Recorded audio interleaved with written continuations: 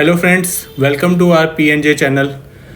आज हम एक ऐसा टॉपिक डिस्कस करने वाले हैं जो आप सब ने बहुत बार सोचा है कि हम इंटरनेशनल जुरिडिक्शन में कोई कंपनी ना बनाएं। क्यों नहीं बनाएं? क्योंकि कॉस्ट बहुत ज़्यादा हाई है। एक कॉस्ट ऐसा फैक्टर है जिससे कि हम इंटरनेशनल जुरिडिक्शन में कंपनी नहीं बना पाते। और अगर मैं आपको कहूँ कि ये कॉस्ट का फैक्टर जो है वह आप भूल जाइए, यूके में आप कंपनी बना सकते हैं इंडिया से भी सस्ती। फर्स्ट टाइम हम आपके लिए यूके की कंपनी इनकॉर्पोरेशन लेके आए हैं जो कि आप इंडिया की कॉस्ट से भी सस्ती बना सकते हैं। तो अब मुझे बताइए कि आप इंटरनेशनल जुरिडिक्शन में कंपनी बनाना चाहेंगे, अपने ऑपरेशंस को इंटरनेशनल लेके जाना चाहेंगे, इंटरनेशनल ऑपरेशंस का क्रेडेंशियल्स बेनिफिट उठाना चाहेंगे, इंटरनेशनल विजिबिलिटी, बाहर के प्लेटफॉर्म्स, बाहर के बिजनेस प्लेटफॉर्म्स, बाहर के ट्रेडिंग प्लेटफॉर्म्स को यूज़ करके इंटरनेशनल बिजनेस अपॉर्चुनिटीज़ क्रिएट करना चाहेंगे, international merchant accounts, foreign currency accounts, USD, UK, GBP, euro, इन सब अकाउंट्स लोकल करेंसी के उनके ऑपरेट करना, ये सब करना चाहेंगे। डोमेन लिंक्स .co.uk अपने पोर्टल्स के लिए, अपने प्लेटफॉर्म्स के लिए, अपने ई-कॉमर्स प्रोडक्ट्स के लिए, ये सब इंटरनेशनल डोमेन्स लेना चाहेंगे। तो अगर आप ये सब करना चाहते हैं तो वीडियो में बने रहिए। आज हम आपको बताने वाले हैं इंडिया से भी सस्ती कंपनी यूके में कैसे बनाएं। हमारे चैनल पे ऑलरेडी 100 जुरिडिक्शंस की कंपनी इनकॉर्पोरेशन डिस्कस हुई है। मैं आप सबसे रिक्वेस्ट करूंगा कि आप उसको देखें, लाइक करें, हमारे चैनल को सब्सक्राइब कीजिए, मैक्सिमम उन वीडियोस को शेयर कीजिए अपने कनेक्ट्स में, और उन वीडियोस में जो पर्टिकुलर फीचर्स हैं कंट्री के in terms of statutory regulations for the company incorporation, वो हमने उसमें ऑलरेडी डिस्कस किया हुआ है। आज हम आपको कुछ जनरल चीज़ें बताने वाले हैं जो कि हर जुरिडिक्शन में कॉमन होती हैं। मोर ओवर वो कॉमन होती हैं। आप अगर 80% देखेंगे तो हर जुरिडिक्शन की वो कॉमन चीज़ होगी, बट हाँ, कहीं कहीं उसमें इफ़ एंड बट और कंडीशंस और डिफरेंट भी हो सकती हैं, जिसके लिए आपको डिटेल में देखना पड़ेगा उस कंपनी की रूल्स रेगुलेशंस। बट हाँ, कॉमन क्या क्या चीज़ें हैं ये हम आपको आज बताते हैं। सबसे पहला एक क्वेश्चन आता है कि मैं बिजनेस नेम क्या रखूँगा। तो बिजनेस नेम का एक बहुत सिंपल सा फंडामेंटल है कि जो एग्जिस्टिंग नेम है उससे आप रिलेटेड नहीं रख सकते। उस कंट्री में या उस जुरिडिक्शन में कोई भी ऐसा नाम है जो कि जनरल है, प्रोहिबिटेड है, लीगली अलाउड नहीं है, या आपका ऑलरेडी उससे कंपनी बन चुकी है, तो आप वो नाम नहीं रख सकते। लिमिटेड और प्राइवेट लिमिटेड और ये सब जो नाम्स होते हैं, प्रोप्राइटरशिप वगैरह, sole proprietorship, single person company, OPC, ये सब यूज़ होते हैं नेचर ऑफ कंपनी को लेकर। तो जिस नेचर की आप कंपनी बनाते हैं उसमें ये लास्ट में यूज़ करते हैं। तो बिजनेस नेम मैं बहुत क्लियर कर देता हूँ कि वो आपका रेगुलेटेड होता है, कोई भी एग्जिस्टिंग सिमिलर नेम नहीं होना चाहिए। Who can be a business director? Business director आपका अगर जो लीगल एज है और इंसॉल्वेंट जो हैं, बैंकरप्ट नहीं है, लॉफुली आप कभी कन्विक्ट नहीं हुए किसी कोर्ट प्रोसीडिंग्स या प्रोसिक्यूशन में, ये बहुत जनरल से फीचर्स हैं जिससे कि आप बिजनेस डायरेक्टर बन सकते हैं। एक पर्टिकुलरली यूके के लिए क्वेश्चन ले लेते हैं कि आपको, बहुत लोगों के माइंड में आता है कि आप मुझे यूके में रिसाइड करना पड़ेगा अगर मुझे यूके की कंपनी बनानी है। नहीं, आपको रिसाइड नहीं करना पड़ेगा, आप इंटरनेशनली रह के भी यूके के ऑपरेशंस देख सकते हैं। एक जनरल कॉमन क्वेश्चन है कि क्या डायरेक्टर को इन्वेस्टर भी बनना पड़ता है बिजनेस में? डायरेक्टर हमेशा अलग होते हैं इन्वेस्टर से। इन्वेस्टर आपके शेयर होल्डर्स होते हैं, शेयर होल्डर्स आपके डायरेक्टर भी हो सकते हैं, डायरेक्टर आपके शेयर होल्डर भी हो सकते हैं और अलग भी हो सकते हैं। तो ज़रूरी नहीं है कि डायरेक्टर को इन्वेस्टर बनना पड़ेगा। बिजनेस सेक्रेटरी कौन होता है? बिजनेस सेक्रेटरी आपका जो एग्जीक्यूटिव ऑब्लिगेशंस लेता है, जो आपके स्टैट्यूटरी रजिस्टर्स और ऑर्गेनाइजेशन रिकॉर्ड्स मेंटेन करता है, वो आपका बिजनेस सेक्रेटरी होता है। इसके अलग अलग नोमेनक्लेचर आपको मिलेंगे। कोई कंपनी सेक्रेटरी की बात करता है, कोई कॉर्पोरेट सेक्रेटरी की बात करता है, कोई कॉर्पोरेट एडमिनिस्ट्रेटर की बात करता है, कोई बिजनेस सेक्रेटरी की बात करता है। तो क्या डायरेक्टर भी बिजनेस सेक्रेटरी हो सकता है? अब यहाँ पे कहीं आपकी क्वालिफिकेशंस प्रिस्क्राइब्ड हैं कि आपको ICSI, जैसे इंडिया में अगर आपका ICSI से क्वालिफिकेशन है तभी आप कंपनी सेक्रेटरी बन सकते हैं, पर कई जगह ऐसा प्रिस्क्राइब नहीं भी है, तो डायरेक्टर या एक जो एग्जीक्यूटिव पर्सन है वो भी बिजनेस सेक्रेटरी बन सकता है, वो भी स्टैट्यूटरी रिकॉर्ड्स मेंटेन कर सकता है, यूके में बन सकता है। एंड लिस्टेड ऑफिस, आपका जो एक लिस्टेड ऑफिस है वो डिफरेंट हो सकता है रजिस्टर्ड एड्रेस से और बिजनेस एड्रेस से। बिजनेस ऑपरेशंस के लिए जैसे यहाँ पे कॉर्पोरेट ऑफिस यूज़ होता है कि corporate office is separate from the registered office India में, ऐसे ही वहाँ पे एनलिस्टेड ऑफिस, बिजनेस ऑफिस और रजिस्टर्ड ऑफिस अलग हो सकते हैं, ठीक है। यूके में भी हो सकते हैं और बहुत सारी कॉमन ज्यूरिडिक्शन जो हैं, बहुत सारी कंट्री ज्यूरिडिक्शन अलाउ करती हैं। रिकॉर्ड और article of association, article of association एक चार्टर होता है, एक पॉलिसीज़ का डॉक्यूमेंट होता है, एक सबकी रोल रिस्पॉन्सिबिलिटी ड्यूटीज़ का डॉक्यूमेंट होता है, एक सबके गवर्निंग डेजिग्नेशन को रेगुलेट करने के लिए उसके ऊपर क्या क्या ऑब्लिगेशंस हैं वो सब आपका आर्टिकल ऑफ एसोसिएशन होता है। इंडिया में आर्टिकल ऑफ एसोसिएशन होता है, वहाँ पे रिकॉर्ड कहते हैं कई बार उसको, और आर्टिकल ऑफ एसोसिएशन भी कहते हैं यूके में। शेयर्स क्या होते हैं? शेयर्स आपका एक पोसेशन का पोर्शन होता है, आपकी एक ओनरशिप का पोसेशन का परसेंटेज होता है, ठीक है। बहुत सारे लोगों को लगता है कि शेयर्स मेरे जो हैं तो मैं कंपनी का ऑनर हूँ। शेयर्स जो है आपकी सिर्फ परसेंटेज ऑफ ऑनरशिप डिफाइन करती है। शेयर्स का मतलब ये नहीं है कि आप ऑनर हो। कई बार आप शेयर्स असाइनमेंट के थ्रू या आपके मॉर्टगेज और टाइटल डीड्स के थ्रू, ठीक है, या आपके हाइपोथिकेशन के थ्रू आप उसको कई बार होल्ड करते हो। तो शेयर्स आप जब भी होल्ड करते हो that is the just the possession percentage. The portion of possession relies on variety of shares provided, ठीक है। अगर आपके किस टाइप के शेयर्स हैं उस पर भी ये मैटर करता है। सो फ्रेंड्स, हमारे जो 100 ज्यूरिडिक्शंस की हमने वीडियोस कवर की हैं, हमने उस पर बहुत ज़्यादा मेहनत लगाई है, बहुत बड़ी टीम उस पर लग के उन्होंने 100 ज्यूरिडिक्शंस के पूरे रूल्स रेगुलेशन डिफ़ाइन किए हैं। आज हम आपके लिए जनरल क्वेश्चंस लेके आए हैं। इन जनरल क्वेश्चन से आपको आइडिया हो रहा होगा कि बहुत सारी ज्यूरिडिक्शन सिमिलर होती हैं more over in general questions पे, बट बहुत सारी ज्यूरिडिक्शंस के कुछ स्पेसिफिक रूल्स रेगुलेशंस होते हैं जो कि आपको प्रोफेशनल की हेल्प लेनी पड़ती है। अगर आप प्रोफेशनल की हेल्प नहीं लेते तो उस ज्यूरिडिक्शन में क्योंकि रिजेक्शन हो जाएगी, वहाँ पे आपको ज़्यादा चांस नहीं दिए जाते डॉक्यूमेंट रीसबमिट करने के। आपको परफेक्शन लानी पड़ती है और परफेक्शन के लिए आपको एक असिस्टेंस चाहिए। मोस्टली जब आप इंटरनेशनल ज्यूरिडिक्शंस में कंपनीज बनाते हो और आप किसी इंटरनेशनल कंसल्टेंट को हायर करते हो तो वो इंटरनेशनल कंसल्टेंट एक डिफाइंड पैटर्न पे चलता है, अपनी डिफाइंड रेगुलेशंस पे चलता है। बट आपका जो एक इंडियन इकोनॉमी के हिसाब से, इंडियन कंट्री के हिसाब से जो आपका माइंड फ्रेम है, एक बिजनेस माइंड फ्रेम जो है, उसको एक इंडियन कंसल्टेंट बेटर तरीके से समझ सकता है। तो मैं आप सबको रिक्वेस्ट करूँगा कि इवन दो अगर आपका कोई बाहर का कंसल्टेंट है भी जो आपको बहुत सस्ती कंपनी बना के दे रहा है, जो आपसे बिल्कुल नॉमिनल फीस ले रहा है, एक स्टैंडर्ड डिफाइंड पैटर्न पे चल रहा है, बट वो आपकी स्पेसिफिक और कस्टमाइज क्वेरीज नहीं हैंडल करेगा। उस स्पेसिफिक और कस्टमाइज क्वेरीज अगर आपकी हैंडल नहीं होंगी तो आप कुछ गलत डिस्क्लोजर दे दोगे और वो एप्लीकेशन रिजेक्ट हो जाएगी। और उस एप्लीकेशन रिजेक्ट के बाद जो आपने छोटी फीस और थोड़ी फीस और आपने सोचा कि मैं ऑनलाइन पोर्टल पे ये कंपनी बना लेता हूँ, ऑनलाइन पूरी कंसल्टेंट ने फैसिलिटी दी हुई है, वो सारी फीस आपकी डूब जाएगी। क्योंकि एक बार रिजेक्शन तो रिफ़ंड नहीं होता गवर्नमेंट फ़ीस का या किसी भी प्रोफेशनल फ़ीस का।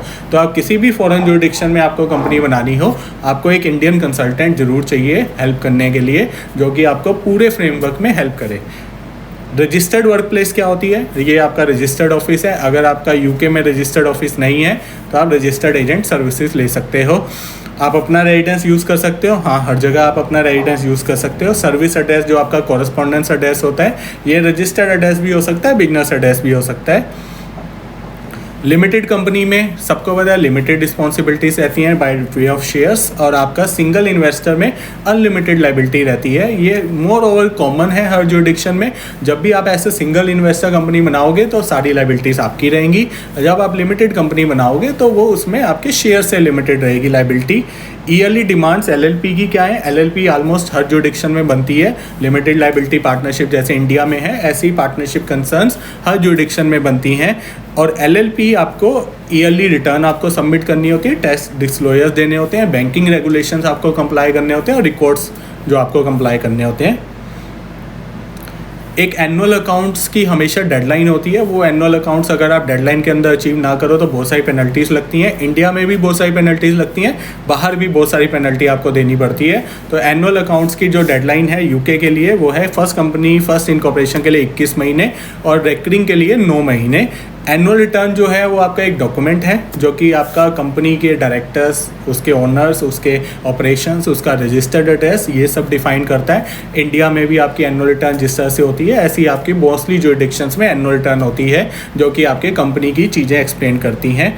कंपनी के रेसोल्यूशंस हम सबको पता है, एक ऑर्डिनरी रेसोल्यूशन होता है, एक जनरल रेसोल्यूशंस होते हैं जो कि बॉडी में अचीव होते हैं by way of share holder resolution. India में भी शेयर होल्डर रेसोल्यूशन अलग होता है, डायरेक्टर का जो ऑर्डिनरी रेसोल्यूशन होता है वो अलग होता है। मोस्टली जुरिडिक्शंस में ऐसे ही है। डायरेक्टर के नॉर्मल मीटिंग्स के जो रेसोल्यूशंस हैं वो ऑर्डिनरी होते हैं। जनरल बॉडी के जो रेसोल्यूशन है शेयर होल्डर की अप्रूवल का वो जनरल बॉडी का रेसोल्यूशन होता है। रेसोल्यूशन टाइप्स हम सबको पता है, ordinary, special resolution. Value added tax आपके बहुत सारे 3 जो हैं यूके में 3 नेचर हैं। आपका एक 0 रेट है, एक स्टैंडर्ड रेट 20% है, एक रिड्यूस रेट है 5%। इंडिया में भी बहुत टाइप के रेट्स हैं। 0% रेट इंडिया में भी है आपका जीएसटी का वैट के बाद। तो वैट मोस्टली जो कंट्रीज की जुरिडिक्शन है वो वैल्यू एडिड टैक्स है, जो कि आपका जो भी आप वैल्यू एडिशन करते हो प्रोसेस में, गुड के या सर्विस में जितना वैल्यू एडिशन आप करते हो उसका आपको वैल्यू एडिड टैक्स देना पड़ता है और आप कस्टमर से अपना जितना कॉस्ट होती है उसके बेस पे आप उससे ले लेते हो। डिविडेंड एक कंपनी के जो प्रॉफिट्स हैं उसको डिस्ट्रीब्यूशन करने का रूट है। ये हम सबको पता है। इंडिया में जिस तरह से डिविडेंड डिक्लेयर होता है, जो आपके नेट प्रॉफिट्स बचे हैं आफ्टर टैक्स और आफ्टर सारी लाइबिलिटीज़, वो आप अपने डिस्ट्रीब्यूट कर सकते हो ऑनर्स में है। ऐसे ही बहुत सारी जुरिडिक्शंस में आपका डिविडेंड जो है वो ऑनर के प्रॉफिट्स को डिस्ट्रीब्यूट करने के लिए यूज़ होता है।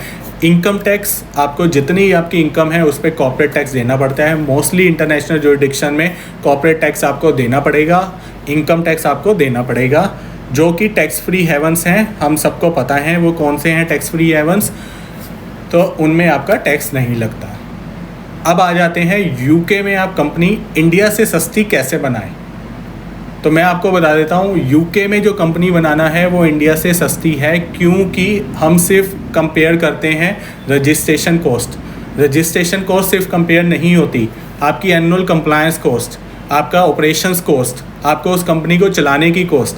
जब आप ये तीनों चारों कॉस्ट को कंपेयर करते हो तब आप देखते हो कि इंटरनेशनल जुरिडिक्शन भी आपके लिए सस्ती हो सकती है। कैसे, मैं आपको बताता हूँ। आप देख सकते हैं कि हमने 1 पाउंड जो कि ऑलमोस्ट 100 इंडियन रुपीज़ का है, हमने सारी फिगर्स को इंडियन रुपीज़ में कन्वर्ट कर लिया है।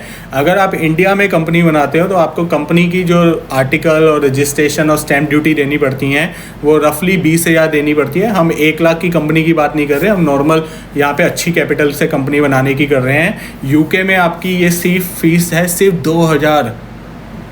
आप यकीन मानोगे 2,000 की गवर्नमेंट फ़ीस में आप कंपनी बना सकते हैं यूके में। इंडिया में वो फ़ीस आपको 20,000 लगती है। प्रोफेशनल की जो कंपनी रजिस्ट्रेशन करता है इंडिया में बड़े आराम से 25,000 लेता है, वहाँ पे 18 से 20,000 में कंपनी का प्रोफेशनल बना देता है कंपनी। तो आप यकीन मानेंगे 20,000 और 2,000 गवर्नमेंट फ़ीस, 22,000 में आपकी कंपनी रजिस्टर हो जाती है यूके में, और जो कि इंडिया में होती है 45,000 में। रजिस्टर्ड ऑफिस, इंडिया में भी तो आपको रजिस्टर्ड ऑफिस लेना पड़ता है। अगर आपका खुद का घर ना हो तो आपको रजिस्टर्ड ऑफिस तो मेंटेन करना पड़ेगा ना, उसका आप रेंट देते हो। तो रजिस्टर्ड ऑफिस कभी भी फ्री नहीं होता। बाहर की जुरिडिक्शन में आपको रजिस्टर्ड ऑफिस को एजेंट फीस देनी पड़ती है, क्योंकि आप वहाँ पे ऑफिस नहीं मेंटेन कर रहे हो। तो रजिस्टर्ड ऑफिस अगर आप इंडिया में लेते हो तो 10,000 रुपये महीने के रेंट के हिसाब से 1,20,000 देते हो। ठीक है, यहाँ पे आपको रजिस्टर्ड ऑफिस एजेंट की सर्विसेज सिर्फ 20,000 में मिल जाती हैं। यूके में सिर्फ 20,000 रुपये साल में आपको रजिस्टर्ड ऑफिस एजेंट की सर्विस मिल जाएंगी। टैक्स रजिस्ट्रेशन, इंडिया में भी बहुत सारे टैक्स रजिस्ट्रेशन होते हैं, इसके लिए आप कम से कम 15,000 प्रोफेशनल फ़ीस देते हो। बाहर आपको ये सिर्फ यूके में 10,000 देनी पड़ती है। वैट की जो कि अब यहाँ पे जीएसटी है, इसके लिए आप 15,000 फ़ीस देते हो, वहाँ पे आपको सिर्फ 15,000 जो है वैट के लिए देने पड़ते हैं।